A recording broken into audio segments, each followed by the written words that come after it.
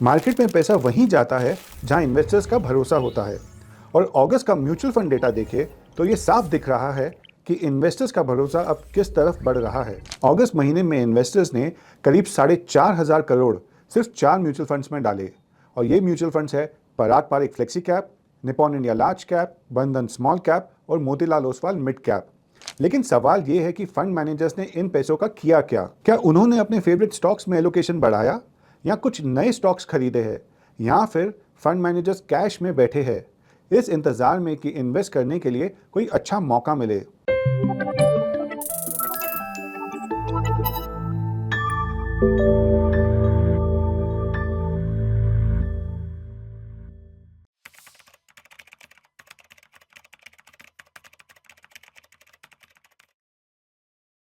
Hello and welcome to ET money Hindi. आज के इस वीडियो में हम बेसिकली बात करेंगे कि इंडिया के सबसे पॉपुलर फंड्स आपका पैसा कैसे मैनेज कर रहे हैं और कहां इन्वेस्ट कर रहे हैं। तो चलिए शुरू करते हैं बंधन स्मॉल कैप से। अब 2022 तक बंधन स्मॉल कैप फंड पर ज़्यादा लोगों का ध्यान नहीं था, लेकिन 2023 के बाद से ये स्मॉल कैप कैटेगरी का एक टॉप परफॉर्मर है।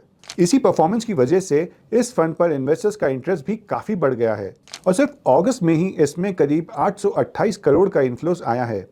अब इसका टोटल AUM 14,600 करोड़ के आसपास है। अब देखते हैं कि ये फंड इन्वेस्ट कैसे और कहां कर रहा है। तो अगस्त एंड तक इस फंड की कैश होल्डिंग 12% से ऊपर बनी हुई थी। हमने इस स्कीम के फंड मैनेजर के साथ एक पॉडकास्ट भी किया है, उसका लिंक आपको नीचे डिस्क्रिप्शन बॉक्स में मिल जाएगा।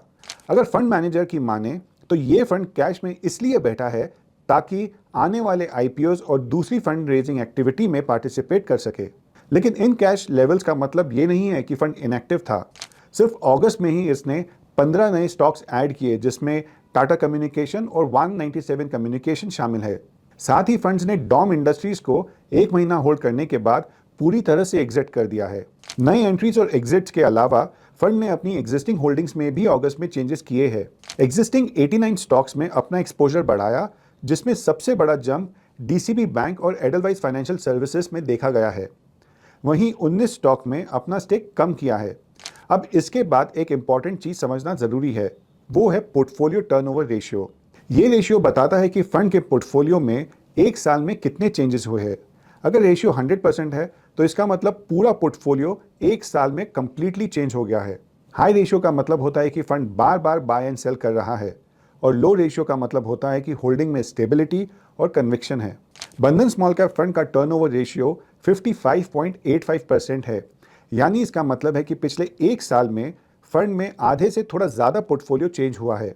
अब बात करते हैं नेक्स्ट फंड के बारे में। 2025 के पिछले 6 महीनों में Motilal Oswal mid cap fund ने अपना काफ़ी पैसा कैश में रखा था, लेकिन अब अगस्त तक उसने ये पैसा मार्केट में इन्वेस्ट कर दिया है। मार्च में जहां कैश होल्डिंग 33% से ज़्यादा थी, अब सिर्फ 2.6% बची है। लेकिन अगर बात करें कि ये पैसा कहां गया, तो Motilal Oswal mid cap fund ने रिसेंटली जोमेटो को दोबारा अपने पोर्टफोलियो में शामिल किया है। इस स्टॉक को फंड ने जून में कंप्लीटली एग्जिट कर दिया था और अब लगभग 10% के साथ जोमेटो पोर्टफोलियो का एक बहुत बड़ा बेट बन गया है। इसके अलावा फंड ने 13 नए स्टॉक्स ऐड किए हैं। 4 स्टॉक्स में अपना स्टेक कम किया है, लेकिन किसी भी स्टॉक से पूरी तरह एग्जिट नहीं लिया। अब बात करते हैं टर्नओवर रेशियो की।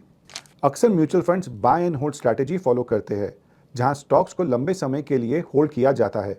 लेकिन Motilal Oswal mid cap fund का अप्रोच काफ़ी अग्रेसिव है। पिछले एक साल में इसका टर्नओवर रेशियो अप्रॉक्सीमेटली 156% रहा। मतलब फंड ने अपना पूरा पोर्टफोलियो एक साल में एक बार से ज़्यादा बदल दिया है।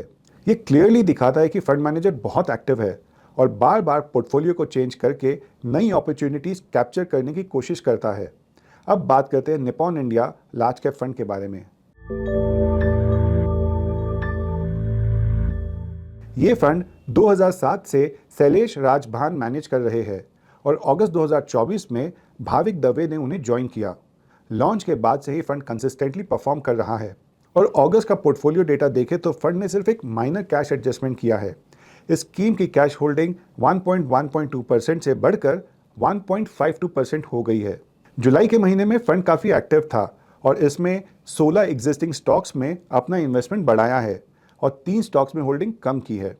जहां ये एक्सपोजर बढ़ाया गया है उसमें axis bank, Infosys, TCS, Reliance industries और सिप्ला जैसे नाम शामिल है। इसके साथ ही फंड ने 3 स्टॉक्स में अपनी होल्डिंग रिड्यूस की है, जैसे जी वर्नोवा टीएनडी, हुंडई मोटर्स इंडिया और विशाल मेगा मार्ट, और 4 स्टॉक से कंप्लीटली एग्जिट ले लिया है। इसमें शामिल है कोल इंडिया, एचडीएफसी एएमसी, हिंडाल्को और पावर फाइनेंस कॉरपोरेशन। यहाँ ध्यान देने वाली बात यह है कि फंड मैनेजर कोल इंडिया का एलोकेशन पहले से ही धीरे धीरे कम कर रहे थे। अब फंड ने इसे फुल्ली एग्जिट कर दिया है। इसके अलावा सिर्फ एक नया स्टॉक पोर्टफोलियो में शामिल है और वो है लुपिन, जिसका एलोकेशन अराउंड 1% है। इन एडजस्टमेंट्स के बावजूद फंड का स्टाइल कंसिस्टेंट रहा है।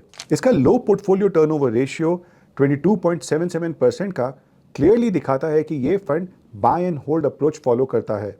मतलब फंड मैनेजर बार बार बाय एंड सेल नहीं करते, बल्कि कन्विक्शन से लॉन्ग टर्म बेट्स के साथ बने रहते हैं। अब चलिए बात करते हैं उस फंड के बारे में जिसका आपको इंतजार है, और वो है पराग पारेख फ्लेक्सी कैप।